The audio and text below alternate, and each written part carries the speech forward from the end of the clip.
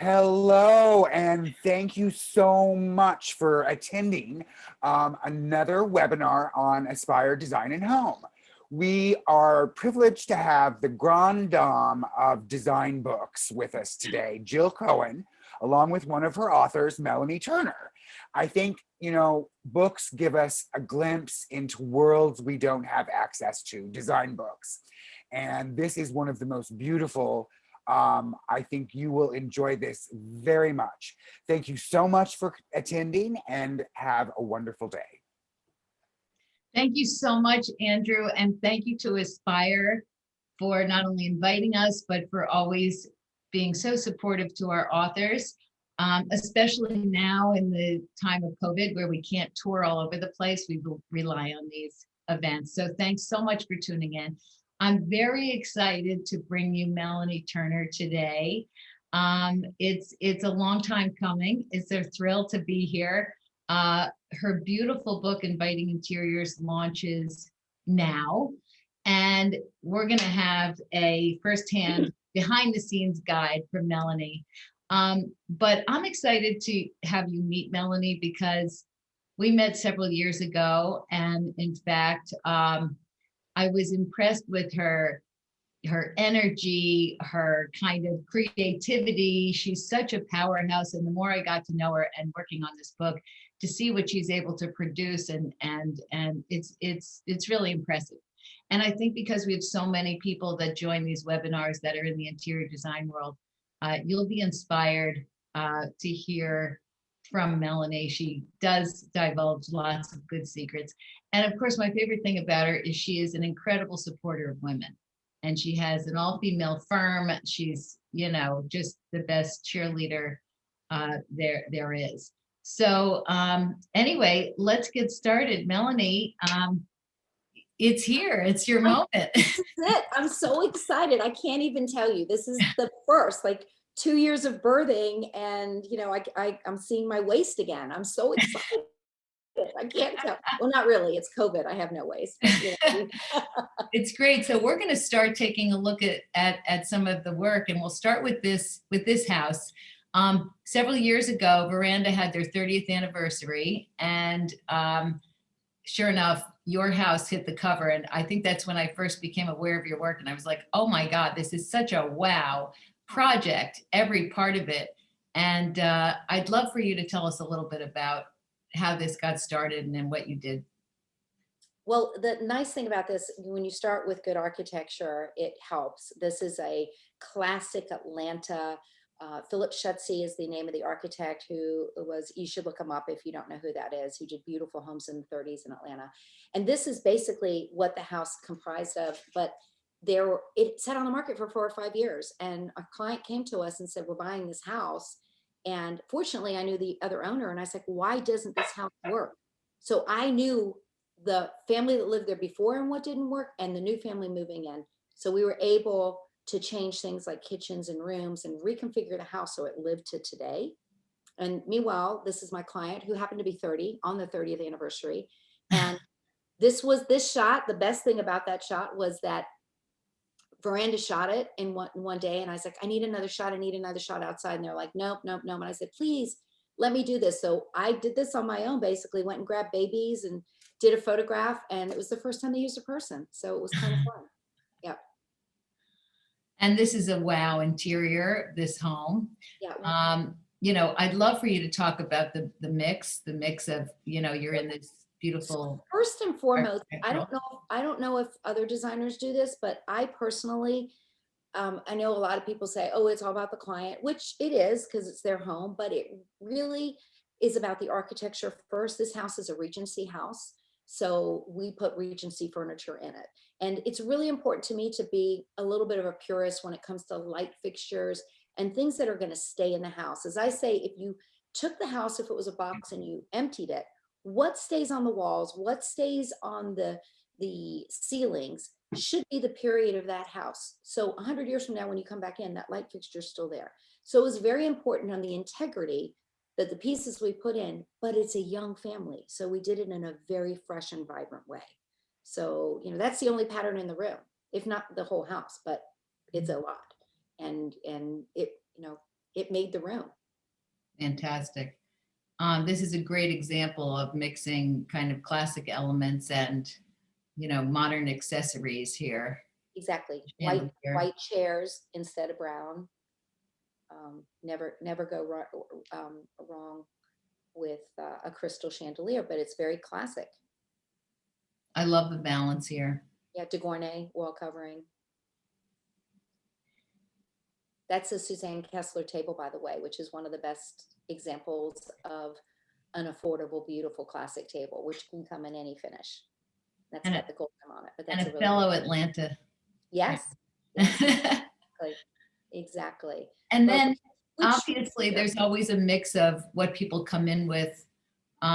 But once again, here you have in the same house this classic chandelier, and then you go to this very modern light Exactly. fixture. So this room, which is actually the same room, you can kind of get a peek of the green ottoman in the left-hand corner. But this room was originally a screened porch. So Wow. we included this room that became the family room, and we moved the kitchen out of that where it was because there was no family room off the kitchen. So we moved the kitchen into what's like an elbow, an extension. So this became the family room. Full of And fun. how much of the furniture did you customize? I mean, is this? The sofa's custom. Mhm. The chairs are hickory. Yeah, I would say that the sofa's custom. Of course, the carpet, because it's a large piece and it's cowhide, which I love because it's just the gift that keeps on giving. Like kids, dogs, it's like human hair. You just wash it with baby shampoo. It's the best. It's great. Yeah. And then this beautiful kitchen. I see that most of your kitchens, and we'll see this, have kind of either, classic white subway tile, something that's gonna last. And then, kind of a mix of industrial and glam. Yeah. And in this case, again, the tile is 20s, 30s, which would go in the house. The stove, the cabinetry all fit the architecture of the house. But then by adding that little bit of brass on the island and the stools, like if you took the stools out of there, it could be an old kitchen. Yeah. So it's this constant pull of old and new. So this is a showstopper. Yeah, I love this. Yeah, this was interesting because once we moved the kitchen and made it a game room. Like we had all these rooms, which, like what do you do with them? So we made this a ladies' lounge, and we added the ball. You can see at the top, the trim up there, and then had a painter come in and paint the gold, and just made it very, very light and fun, kind of like your friends are coming over and you want to have a glass of champagne. I don't know who lives that life, but I'm pretending. I hope my clients do. I love it. And throughout this house, and I see this frequently, the houses that have the space to do this, there's the ladies' lounge, there's the men's lounge. Yes. Yes. Everybody gets their space, which is really fantastic during Yeah, COVID. but with COVID, it turned out to be nice because now you can use this as a little home office with the desk. So it turns out well. And I just realized we looked that up, that the chandelier is first dibs. So you continue to Chandelier's first dibs, the chair is first dibs, the desk is first dibs in that space. And then even the art, like the artists, I'll find things at Art Basel, which you don't have to go by there. You can go without having to feel like you have to buy, but it's kind of like one of those things that's just good training for the eye to see new artists and see things that you normally wouldn't see. And I picked that piece up there. I love the monochromatic bookcase here. Did you recover these, buy them that way, paint them? How did that? Those are built in. Those are original. Awesome. And so, yeah, so we lacquered, which is crazy. I don't know if any of this has happened to any of our viewers out there, but the client decided not to use the person we wanted to use to lacquer it, use his own painter. And the paint color turned out pretty. It was a Farrow. In fact, I think it's called Fowler Pink, in case anyone wants to know. It's a beautiful color. And they painted it, but then their painter went and put a varnish on top that changed everything. It just like oxidized and yellowed. So we'd have it removed and our painter come in and do it. And so how do you find those white books? Oh, the leather books. There's a gentleman in town. in Atlanta. His first name is Eddie. I can't think of I'll come up with the name, or I'll find the name of the company that he has, but he makes these leather books, and they actually are workbooks with books inside of them and really fun titles that make you think, like, who is this person? Just love this stuff. Just gorgeous. Now we're getting into the luxury of this, Right. this bedroom. Right. So this end of the house had been built. It's kind of like an extra arm had been built in the 90s, and it was very builderish. So we went up and barreled the ceiling and added the paneling. We worked with an architect named Young Pack who did a great job on this. And in doing so, it just really gave the bedroom some layers and some depth. And we wanted it to be cocoony, so we added the draperies, and it's a refuge for them, really. Gorgeous. Mhm. This is the real showstopper. I have to ask, 2 years ago when I was trying to sell my house, everybody walked in and said, I need a dressing room. Of course, I had a 100-year-old house, no dressing room. It's become the must-have part for all of these master bedrooms. Is it still the trend, or is everybody converting them to offices now? Yeah, well, my closet is my office, so Yeah. yeah, that's an interesting question, because for the last 5 years, I would say the closets are the new kitchens, and everybody wants it decked out and to escapism, like a bath is for a lot of Mhm. women. I would say that people building new homes still want a beautiful closet. In most cases, they're not as large as they used to be. Like this one was really, really big, and we actually made it smaller because they almost like they can become a sitting room too, or an office. But yeah, I still see that trend of people, even if they're not doing it, that's on their wish list to have a pretty closet. I don't even think anybody cares about the clothes. They just want to be by themselves in beautiful rooms. This is so beautiful. And the pink, is that pink? What is Yeah. on the top of that? Is Yeah, that it's all pink quartz, the counter and the pieces. And I want to point out to the viewers, on the left-hand screen is a cabinet that we designed for their dogs. So that opens up and the dogs can sleep in there in their bedroom at night. We did the same thing in the kitchen cabinets too, in their kitchen. so cute? That's Yes. a necessity these days. Also, you have a lot of handmade wallpaper or murals. How do you tell us about that? Because this one I think is custom. Yes, well, fortunate when we were working on this project, there wasn't as many wall coverings, or wall coverings that really hadn't taken off yet. And so we have lovely trades and artisans that work with us. And so we worked with this particular artist to be able to get something that we wanted that was large and bold and almost like being wrapped up in a painting. This is actually the owner's mother's bedroom. So she uses this because it's near her grandchildren. Beautiful. You do talk a lot about loving pink and green. It's one of your go-tos, right? I love everything. Yeah, this is the old kitchen. So this was the kitchen that we And this moved. now you call this the men's lounge, but it's a really much nicer term than man cave. But this is Yes, pretty men much the ultimate. Yeah, it's got gaming and TVs and Is that a pool bar, table to the left here? table. It's got everything. Mm-hmm. Yeah, that's fun. And then, of course, you're in the luxurious warm weather, and Veranda. spaces are like indoor spaces. This is incredible. This was added on, and they basically were able, where, if you remember the photograph of the homeowner, where I was standing in where these towels are, looking back at the house. So I see. Okay. to the right has this beautiful fireplace, and it's just year round, it's gorgeous. Amazing. I We love buy art love also. pictures. Yeah. And the banquet. That's breakfast room, yes. And then these little details, like on the left where the tiger print is, you see that little Aries ram, like that's Mhm. the sign of the client. So I add just little things like that in there that make it very personal. Hand painted mural in the powder room, which is fun. And here's a great idea.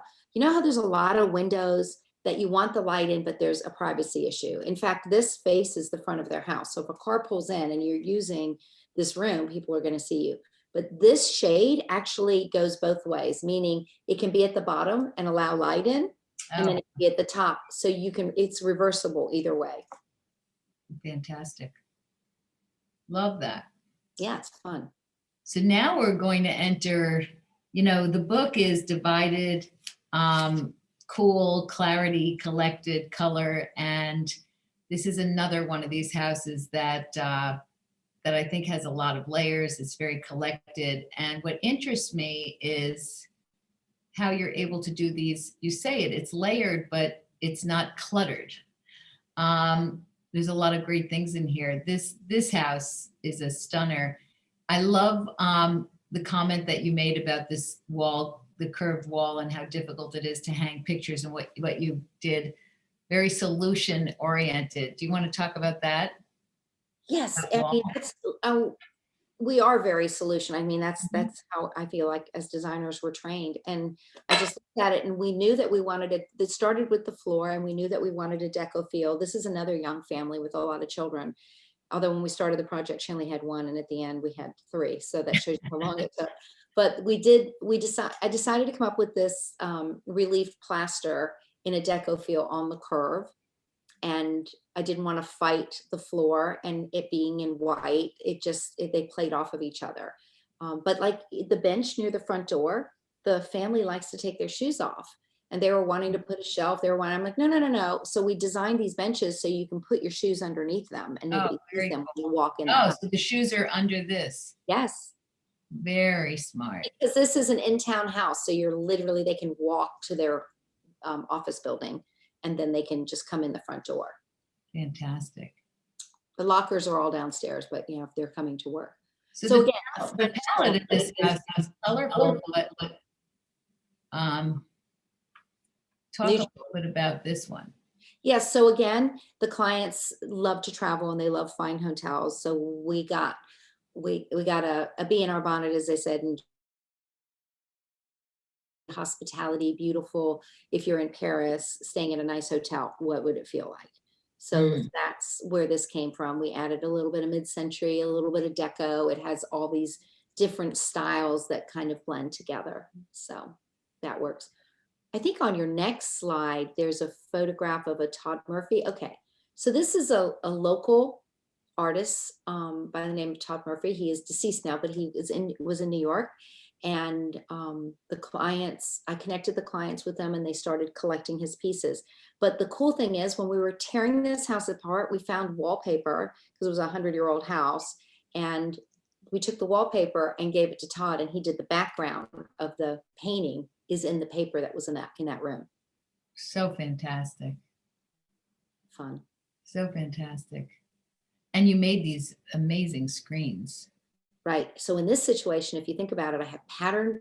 It's all about balance and bouncing around. You have all this pattern at the other end of the room under the windows with the drapes, and there's no windows back here and no drapes. And okay, how do we get pattern in there without it being, again, fussy and cluttered? So the solution was to do the screens. Great. Wild chairs. But you see on the far left, this sculpture piece, what I always refer to it as like very Matisse-like. Yes. We buy things, and I don't know if other designers do this, but it's kind of like what I tell the clients, like, if you love something, buy it, we'll make it work. And in this cases, I had purchased this long before we had started this project. I just loved it. And so they kind of sit waiting for a home.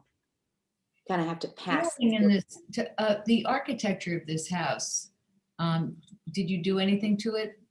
Oh yes, this whole room, the whole house Beautiful. was literally taken down to the frame. Wow. And then, yeah, so there was all kinds of issues. Yeah, just like any renovation, but literally it would have been easier just to tear the whole thing down. Right. I hate to say that, but it pretty much was at that point. So this is the other end of the room where the sofa and the drapes are. And then what we just saw before that was in the middle. So it's talk a lot about symmetry, and I'm interested because I love the way, the chests and the mirrors, all work here. But how do you kind of not make it too matchy and it works so well here? Yeah, that's a trick. It's just This room was a difficult room from the standpoint of it had two fireplaces at opposite ends with doorways walking in. And then to the left of this photograph is this huge solarium of glass that has a bar that overlooks the room. So Wow. it's kind of like we just had to segment and think, okay, we need dining room, we need sitting, we need this, and look at it like a hospitality space and just do Mhm. multiple seatings and then try to match, like in this case, at one end, just be where you could match things, because otherwise it just Right. it doesn't match. The mirrors and the chandelier. Yeah, these Right. chandeliers came from First Dibs. Beautiful. Mhm. So, I mean, what I love about pantries is how they come alive at a photo shoot. Right. All the leftover flowers. Yeah, they're the best. It looks so gorgeous here, and these tiles are just beautiful. They go all through Yeah, the but what you don't see is like the flowers dying on the floor. You know, Right. it's like, all those little behind the scenes. Yeah, this was fun. This is again an ode to Parisian cafes with the chairs. We did 2 tables and this big banquette so that you could separate the tables to get in, or if you want something more intimate with your family, you could just eat at one table. So that was really important that we do that. And Mhm. the pantry has the color, or is the scullery. And then when you see the kitchen, it's very neutral. So we're constantly calming the eye down and then giving it something exciting to look at. That's great. Here's this amazing vaulted ceiling Yeah. and these bar stools. It's so glam. And it's interesting because you talk about a luxury hotel or a Parisian hotel, and I can see it and I can see the influence.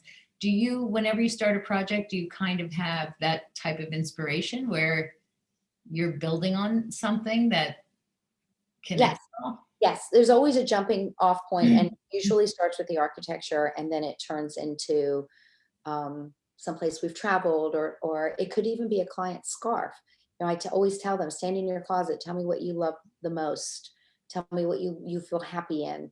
And these people love to travel and they loved going to France. And so, okay, how do we do that fresh and young and not make it so provincial? I love this little swing door with the glass. Yeah, I do too. It's lovely. It's a lot Um, of, and they cook, which is nice. this is cool. This The mirror, beautiful. yeah, kind of Elvis. Is this the movie theater here? Media Yes, room? yes. So this was a sunken room down in this lower level from the previous owner.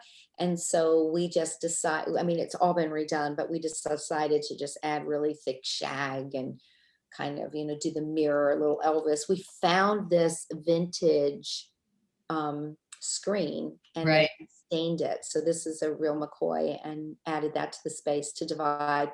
There's a bar where we're looking into. It's So fantastic. yeah. They use that a lot during COVID, I bet. Oh yes. These are called TV loungers, and I love them because they're like chase lounges that we put in movie theaters because you want to put your feet up and you don't really want to sit next to somebody on a sofa. So they're nice, and they also double because you can put a sheet on them and use them for slumber parties. Oh, that's fantastic. Yeah. Oh, that's great. And you know, you talk about multiple use, and I'm fascinated with the fact that you mentioned this in the book. You did this room, it's a nursery, but it can revert back to something else when the Yeah. kid's older. Well, you know how I started the conversation by saying that this family started with one child? This room started out as a playroom, and it's a Missoni carpet on the floor that we had already put into production. And then when we're getting close, and they'd had a second child, and we're like, okay, it's still a playroom. Well, then she's pregnant with her third child. She's like, I need this as a nursery. So we took the color, the apricot color out and made this a girl's nursery. But you see the billowing effect? Yeah. That's not fabric, that's plaster. Oh, The wow. plaster. And then we trimmed it with this ribbon around the whole space too. So that's like hard plaster if you were to knock on that. Oh, And so it's beautiful. it's gorgeous. Thank you. I really loved it. And see that camel in there? He wasn't purchased for that spot. I had him sitting there. He's a mid-century piece. I'm like, one day I'm going to find a home for you. And It's there he great. is. It's Yeah. great. Now this is such a wow. Everybody loves this. You have another project with the ombre carpeting. Um, it's fantastic. How do you know? I mean, I know this is a naive question where you've got this kind of striped, colorful coming into the tile, and then having the black and white photos. How do you know it's all going to work? Well, this is the lower level from their garages, which is very light because there's a big, beautiful window there, and they have their lockers are to the right, and they actually have a dumbwaiter, so you can pull Mm. things up to the kitchen, which is nice. So the color green actually came from the kitchen and the family room off of it. So there's just like what I call a thread of the color Right. without it being matchy matchy, but it's just something that just bounces through the house and is not so obvious. But that's where that came in. And it's just a very durable carpet because that's where the kids run up and down. And we, You know, and you are your personality. You're a little bit fearless. And how do you get the client there? How do you get the client to say, okay, let's do this, yeah, kind of. that's a really good question. I think all of us would like to know, including myself, because Right. I'm always in awe because a lot of times we start with a client and they're showing us things from Top Pottery Barn because that's all they know. It's not their fault. And I'm always amazed at the end on how far they've let us take them. And I think a lot of it has to do with just trust Mm. and being able to let us guide them. And if I was hiring myself, I would be. It's like going to a doctor or Mhm. a good lawyer. Like, this is what I like, this is how I live, and let that person blow it out, because to me, that's when you get the most creative, best look. It's when someone tries to control the situation is when the dominoes don't fall where you want them to. But I just think it's a building process of trust. And once they start Mhm. seeing things unfold and they're like, yeah, you get me, that's just it's just building. That's why it's nice to have a client that does 2 or 3 homes, because that's already Right. established. And they know the results of what you did first. This is very glam. I love these bathrooms. I think some people are willing to go wilder there.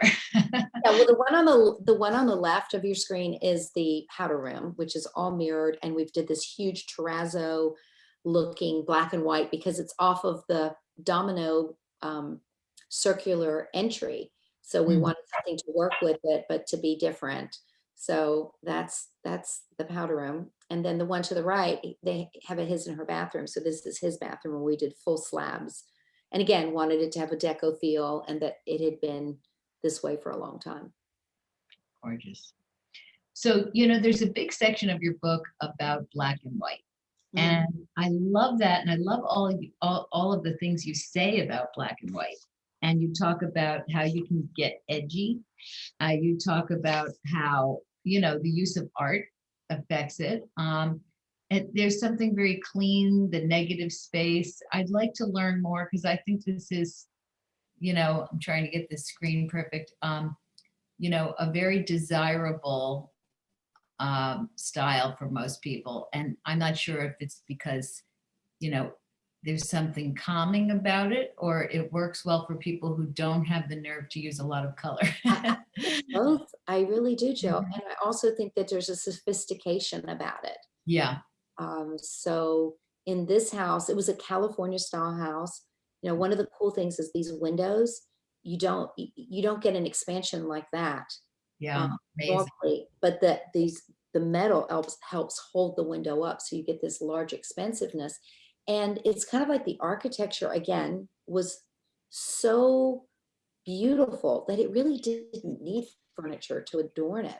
Mm. So I think sometimes the more beautiful the architecture, the less you have to do in a space. Hmm. True. So in this situation, it's just very calming and black and white. And that table was from Bali. You could lean it against the window because you can see it on all Mm. 4 sides, which is nice. Gorgeous. And we also yeah, the next screen you're showing, I think it's important as designers that we remember that there's different moods and different. I personally can't stand a room just to be used for one purpose. I like multiple purpose rooms, but I also like night rooms and masculine rooms and feminine rooms for the multiple moods that I have. This case, we did it all in black. and the wood cabinetry that we had made, the screws in it are done like a Cartier watch. So they're all, I don't think you can really see them in the photograph, but they are on here. So it just, those little I details. love that you mentioned it in the book, and I love the fact that this kind of moment where you're referencing something very fashionable or classic jewelry, it does add that element. It does get people out of the. I think I'm always promoting why people should use interior designers. Right. And so many people feel like, well, I saw this picture and I'm just copying it. But it's those little moments that really make it different. And the vision really, I think, comes from whatever inspired you through this house. Right. And, No, it's important. And, a lot of times people don't realize that they do think that they can do it. And I'm like, well, have at it. But the thing is that as designers, we need to realize we bring so much to the table and so many resources that the clients just see what's in a not even a magazine, in an advertisement or a freestanding store. There isn't a lot of sourcing for them. And they're just seeing what everybody else sees, which means their house looks like everybody else's. So to have a personality, one of my reasons I love art so much is because we can all go buy the same furniture, put maybe different fabric on it. But when you start putting art in your house, now your house is different from your neighbors. Yeah, let's talk about art. But before we do that, I love the way this bar picks up the same kind of, gold Yeah. detail. Well, these bars are getting a lot of use during COVID, but Yeah. we love doing bars. And this is all mid-century glassware, which I personally collect. I love it because it doesn't have to match, and you can have a party and you have lots of glasses, and it's pretty. I love it. And I love the way these chairs here pick up the same. Yes, worn platter chairs. Yep, exactly. And I don't know if the photographs show in the slide, but in the book you can see there's large dental molding at the top of this room. Again, a classical traditional element that we enlarged, and this was all done by hand and built up. This isn't a piece of molding. This isn't a piece of plastic. This is my Eastern European amazing trades. Beautiful. Now we can talk a little bit about art. This is fantastic. I see this the tile through here and the yes, in the kitchen. Yeah. So I think large art's great, and I also in this kitchen we did a little French gallery up against the banquette. So here in this kitchen, I personally love Harrods in New York and in London, and the whole tile. When I was in my 20s, I went and sat in there and ate bakery pieces and just was like, oh my God, this is the best kitchen.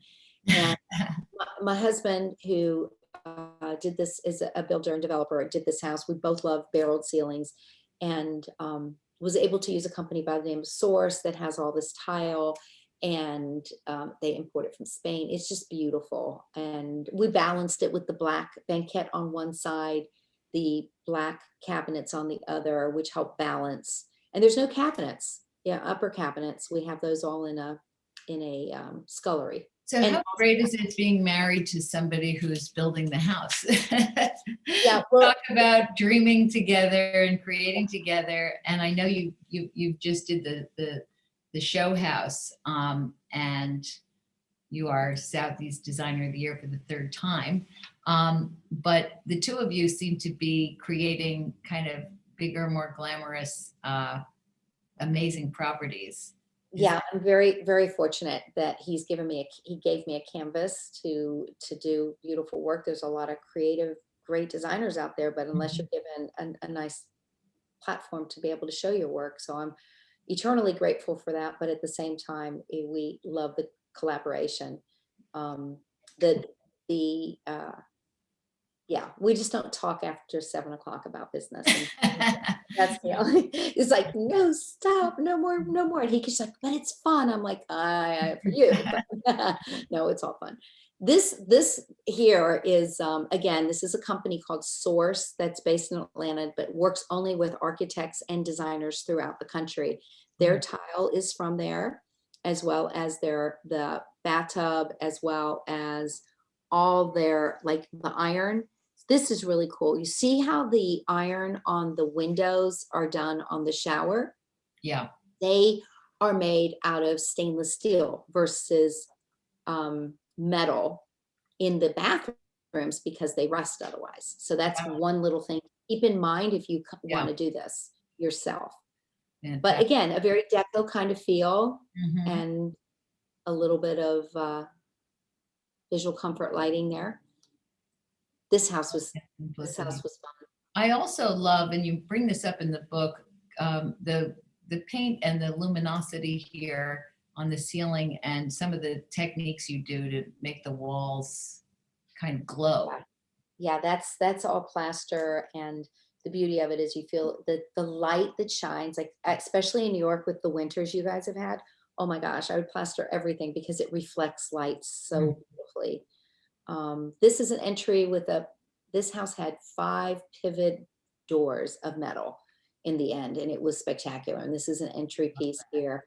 There are some pieces in here like the ottoman and the table that a lot of designers, there's a great source called Bradley, and Bradley makes custom furniture throughout the country. She has a place in New York, Chicago, and Atlanta, but these are some of her pieces, which are really nice. Oh, this is great.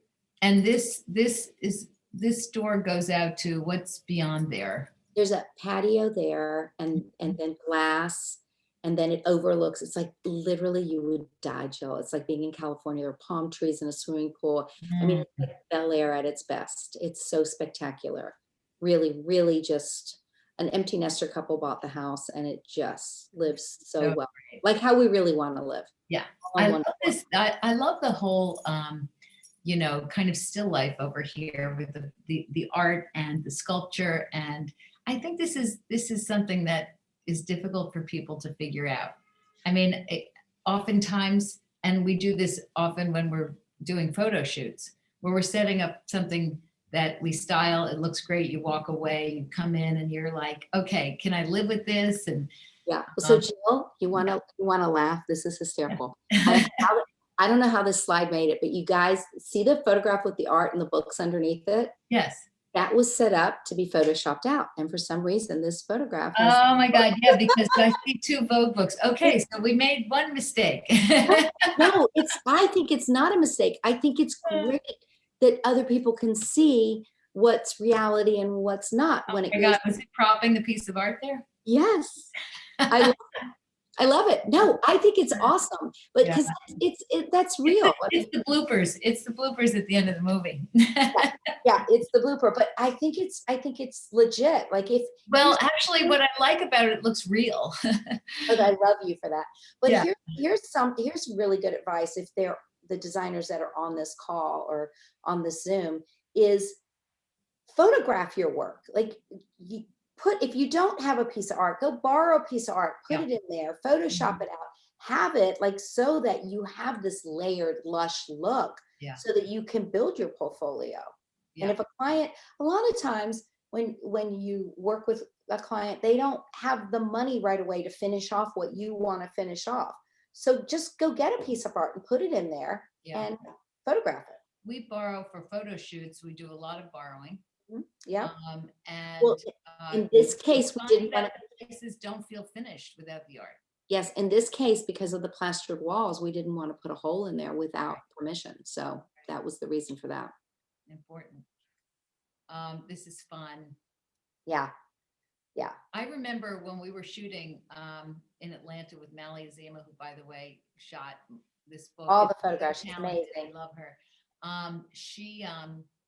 We were in a house where the homeowner had a lot of art, and you were doing a lot of playing to mix some things that they owned that some worked, some didn't, and then you had to figure out how to make this grid to incorporate their things. But it's you have to be creative. I love the way the light goes right into this.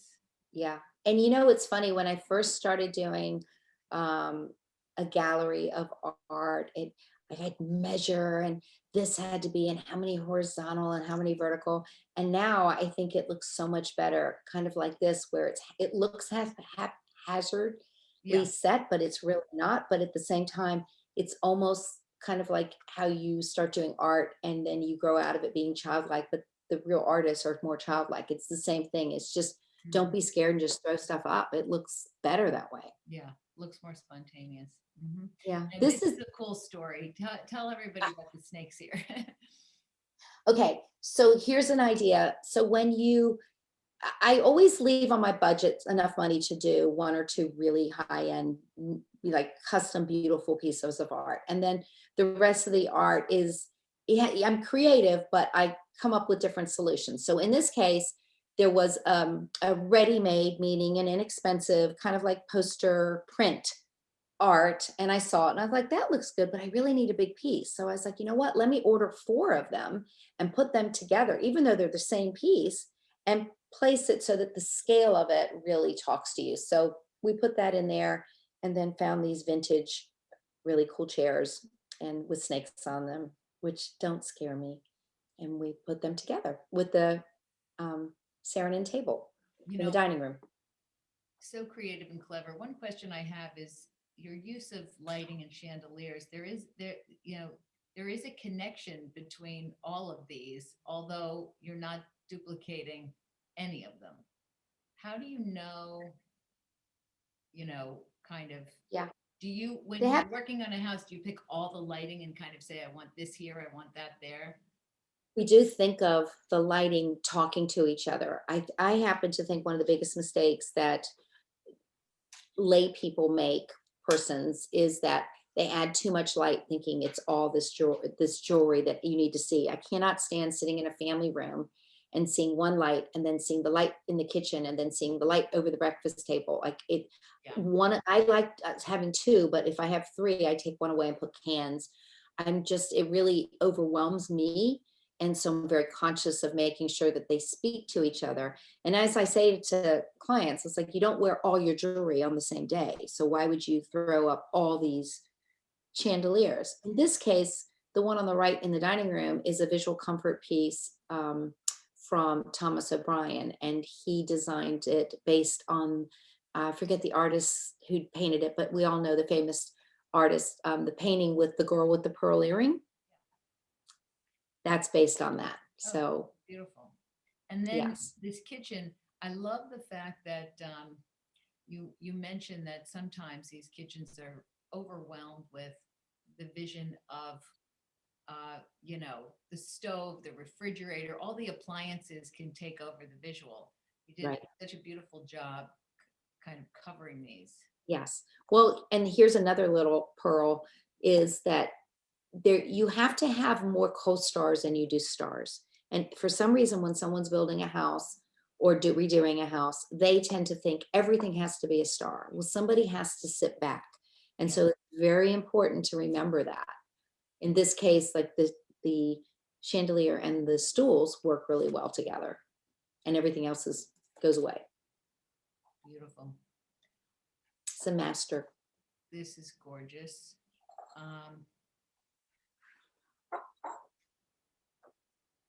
Love did you make this bed? Yes, it's covered. It's covered with a indoor outdoor fabric, and there's a Baker ottoman in front and Baker light fixtures. But this is just, you can see out the window there, Jill. This so reminds me of you. Look how California that looks, right? Yes. It's just, and everything's on remote, so you feel like you're in the movie The Holiday.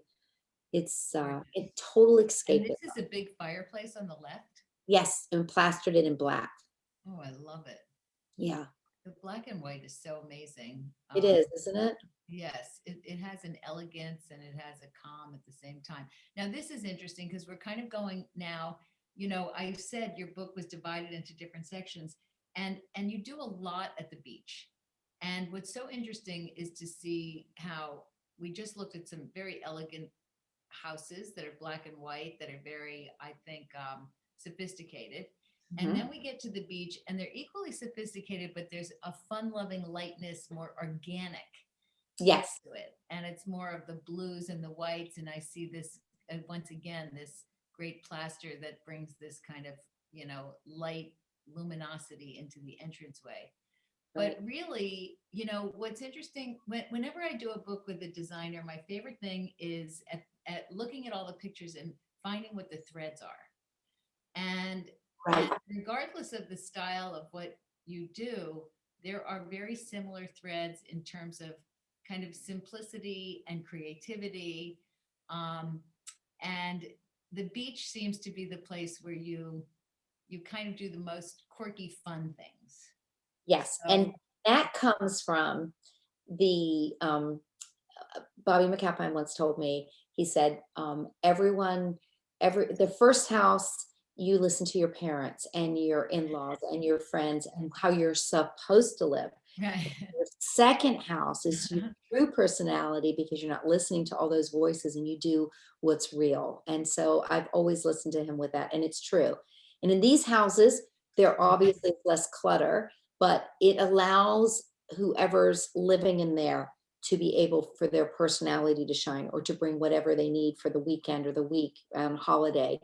And it's just, you're not thinking, where's this? Like, that's one of the reasons the open shelves really came about 15 years ago when we started doing, maybe 20 years ago now, when we were doing kitchens, because when you're on vacation, I don't know where something is in a cabinet if you're renting a house. I just want it open and simple and grab it. So all the These simplicity. beach houses are full of guests. You want to say to people, help yourself. You don't Yeah, want to I'm not doing it for you. behind there, that's behind there. Exactly. Also, it's so interesting to me how the feel of these places, just by replacing the black and the steel and the drama with, sisal and light woods, just transforms the kind of relaxed feeling in a place like this, even though it's still very elegant. Yes. Yes. It's just One of the things in there, there's a product called Peacock Pavers that's out of Alabama. That's an amazing line. And we use this on the floors, and it's made out of concrete and they have these little holes. And at first you're like, oh, what's those holes? I like it because the sand gets trapped in there. So when you're Well, I walking, thought that was so brilliant. yeah. This one specifically, you talk about the pebble entry Mhm. and how the sand falls in there, and that I thought, oh my God, I know you're solution based, but now you've taken it to another Right. level. Right. Yeah, but this is amazing. It's beautiful. This is in a place called Alice Beach along the panhandle of Florida. And Yeah, it's the whole town is done white. This project too. So again, we pride ourselves in not breaking the ceiling. And when I say that, it's a 6 plane, and you always have builders and trades have a lot of vents and a lot of cans and fire alarms and everything. And it just looks like a pimply face to me. I just can't stand it. So it's really hard not to put things on the ceiling because you have to plan ahead. There's nothing on the ceiling that breaks, including wow. the lights. So we roped the lights off to the side so that there's not even electrical coming to them from there. So So that clever. And I know this table looks like, you just, found this driftwood. that came all the way from Bali. So it's a fun piece. That's amazing. And the piece of art also, you talk about that. Yeah, and it's another great idea. Like if you can't, this was huge, and to be able to get a painting like this into upstairs, because this is a reversed floor plan where the bedrooms are downstairs and the public space is upstairs so you can see the beach. So a lot of times, like, how do I get something in a house? So we will have paintings done and rolled and then the frame made in there and then stretched. We do this when we work on projects in Mexico. We send the roll and then they make the frame down there. So there's a lot of ways of getting big pieces in houses. Like in New York, it'd be really hard to put this in somebody's apartment, but there are ways around doing that. Get creative, stretch it on site. Gorgeous. Now this is very cool. You've got a lot of kind of Moroccan. whether it's Moroccan or and these elements reappear throughout your places. Um, this just adds such a cool touch to the kitchen. Right. And again, open shelves make it easy. Mm-hmm. There's a scullery behind there where we keep the fridge and ice maker and all those things that are kind of hidden. Mm-hmm. Beautiful. Then I love what you did to the ceiling here. Keiki cypress. Yeah, gorgeous. And the sisal, very organic and beachy and relaxed. It's And fun. then I must have looked at this picture 30 times in the last 10 days or so. From the time the book came in, I think I have it out on my table, reminding me that there is a sun somewhere. Gosh, right? Right. I know. I This is like the screensaver of COVID. It is. It's so great. So fortunately, the clients allowed us to take them there on this. And I went to Morocco knowing that they wanted a Morocco feeling house, and went to a lot of riads and saw the tile work. And so we were able, again, through this company source, we were able to get all this Moroccan tile, and it turned out beautiful. I mean, That waterfall going into the pool is just It unbelievable. was the client's idea. She loves to swim up bar and to feel like total vacation. But I'm actually, the photographer, Molly, is standing on, she's up on a rooftop jacuzzi, which is like a swimming pool in itself too. So it's not Oh, just one. And when I tell you guys, this house is on a, I hate to use the word postage stamp, but it is. Like right. this whole inside is walled in there. But we had a lot of fun on this project. It was so different and so, you know, It's exotic. spectacular. Absolutely spectacular. Have your clients spent the entire winter there? Yeah. And don't you always love when we put a designer who's like not working, who's sunbathing in the photograph? Yeah. That was the last time, guys, I had a hat on. Really relaxed. Right. So anyway, actually, I think, everybody's curious to hear a little bit more about you. I didn't let you talk enough about yourself and your family and your own vision, but this is your house. This is what's next.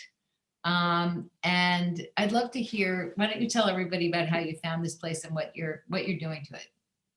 Okay. Well, this house has been my lucky charm for sure, because that's actually what I came to you originally to talk about, doing a book on the house. And so it'll be our second book. And of course, I said, We're not first we have to do a book on your work, so yeah, everyone can yeah. see who you are. Exactly. And then they'll be very curious to see what you do to your own house. And I knew this was going to be years in the making because of the meticulous detail you're going into in every single room. Absolutely. So in a nutshell, it was we were just coming out of the real estate recession. My husband, who's a developer, had sold everything. He was like, we don't own anything. This is it. It's fine. We're downsizing. Our kids are grown. And I was doing a project in New Orleans. And prior to going to this project, I was living in another house, and it was the last house that had sold. And every year I do a vision board party, and usually in January, and I tend to over invite, so I didn't have enough boards, so I didn't do one. So come March, when I was selling my house, I saw all these magazines. Well, there's a local architect in town named Peter Block who had done a black and white photograph of this house, and the house is called the Pink Castle. And I saw it in the book, and I thought, gosh, if I cut this out and put this in on my vision board, my husband's going to think this was what makes me happy. And what makes me happy is not owning anything and being simple after what we've all gone through. So I was like, I really want to do the interior design of this house. Let me cut it out. And I put it in there. I rolled it up, and I didn't say anything to anybody. We're driving down to New Orleans, and my husband says, you know that house on such and such street, and da da da da. And I'm looking at him, and I'm like, what house? He says, the Pink Castle. I said, yeah. He says, well, interest rates being what they are, and I think they'll take less for the house. I think we can afford it. And my stomach dropped. Now, nobody wanted this house. It had been on the market for 4 years. It hadn't been touched. It's 100 years old, which we love, but it's a big project. And it had been on my vision board. So I end up with this house, and then find out the real name of it is Trigvescent, which I'm like, that's a Welsh name. And the reason I know it's Welsh is because I was born there. I asked my mother. She said, yes, it's Welsh. It's only been owned by women. I'm the third woman to own this house in 100 years.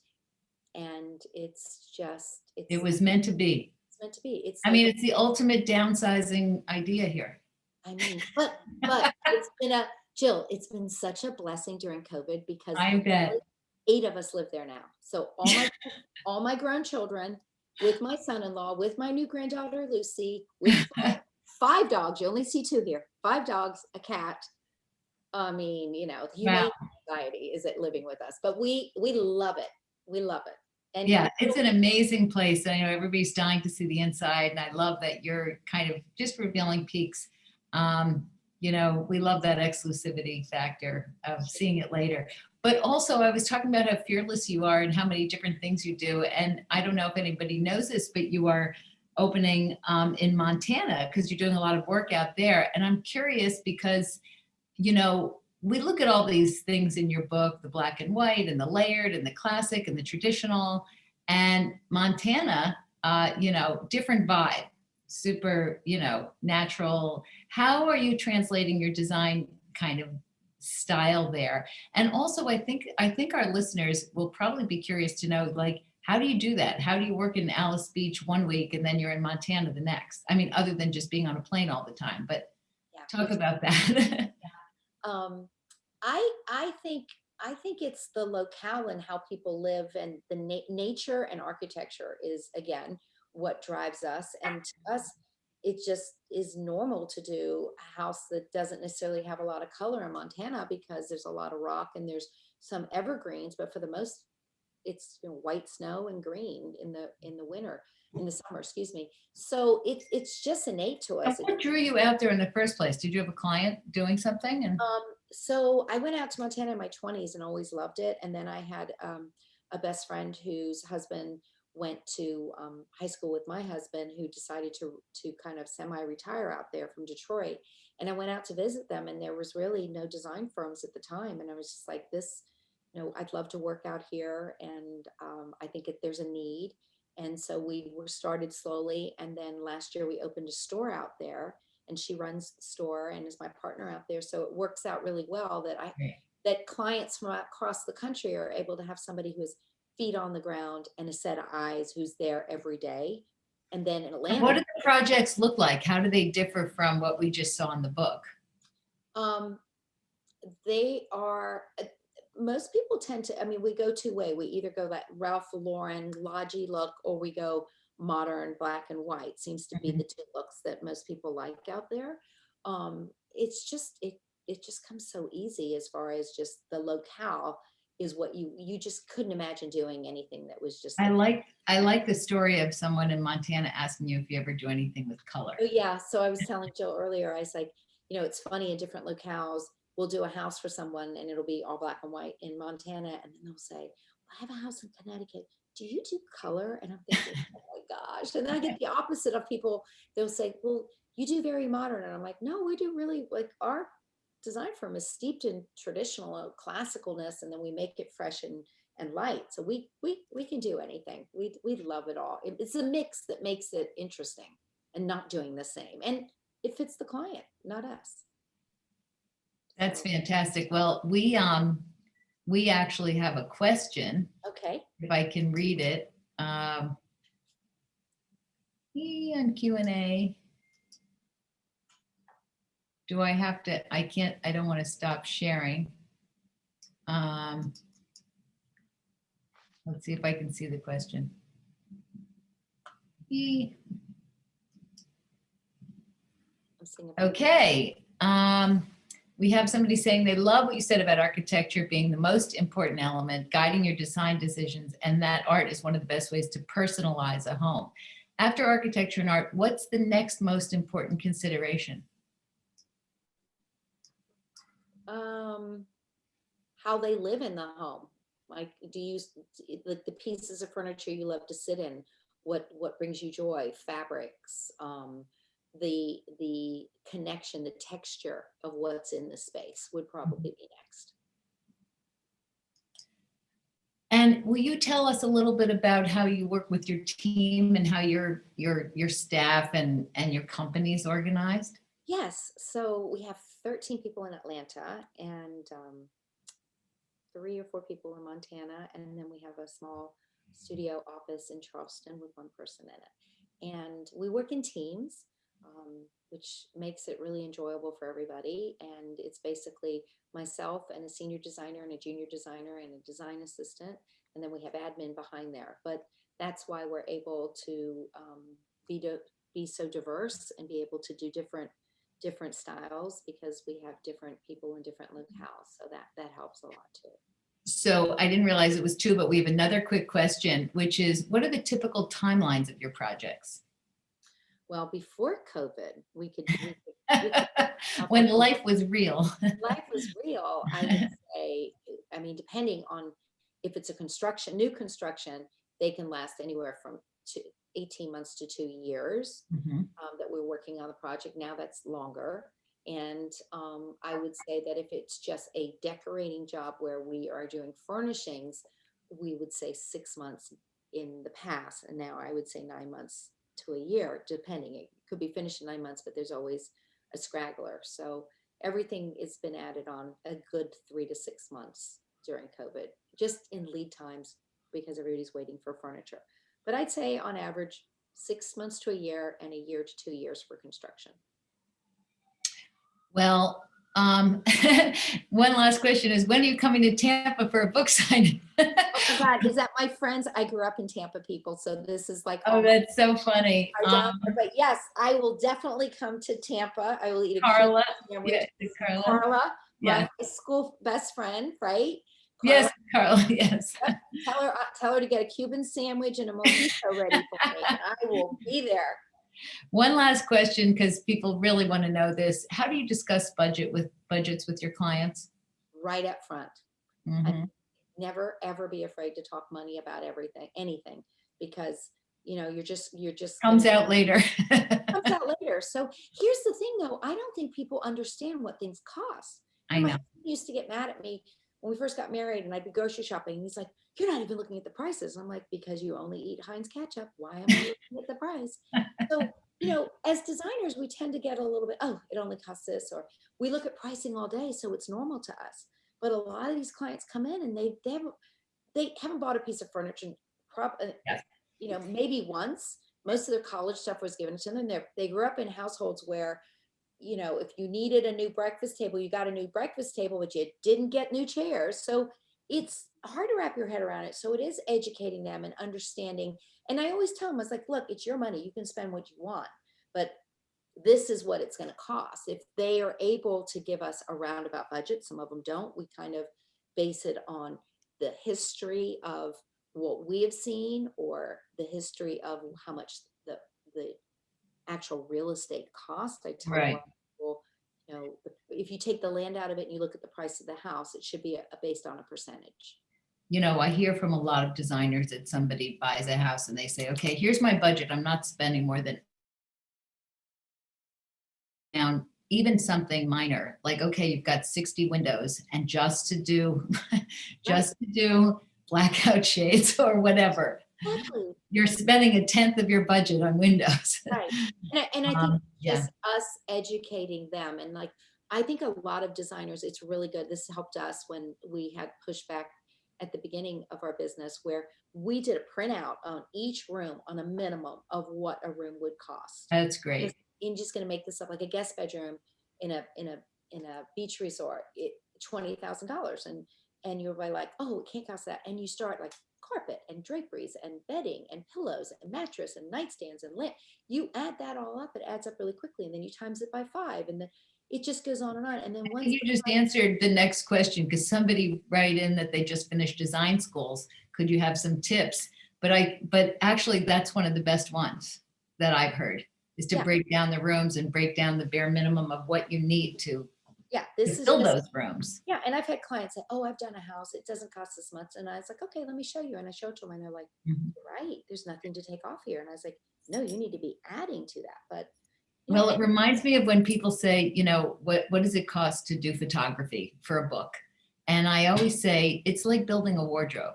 Right. Are you going to Gap or Armani? I mean, there's got to be a range of high and low to make the budgets work. And that's what be all low, or else it just doesn't look good.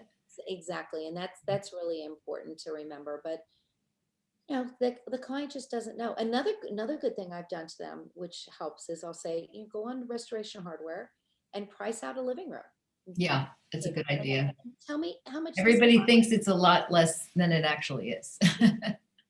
I even think it's less than it is. And I see prices for my own house, and I'm like, I'm not doing that. Whereas let's do it. Yeah. Anyway, Melanie, I was afraid we weren't going to fill up our half hour, but now we're over an hour, and I can't thank you enough for sharing so much of your, fantastic ideas, your creativity, your sources, your philosophy, and everything else. I'm getting a lot of thank yous and wonderful notes here. So thank you Well, I so wanna- much. And anybody who wants to hear more, get a copy. I want to thank Jill. This is all because of Jill. So No. thank you, Jill. I love you to the moon. and I'm back. only as good as your work. Well, thank you. I really appreciate you. And And thank thanks you for so much. stepping up to everything you needed to do, Melanie. All right, thanks again, Aspire, and great to have everybody on this. Yes, thank you, Aspire. Bye. Thank you.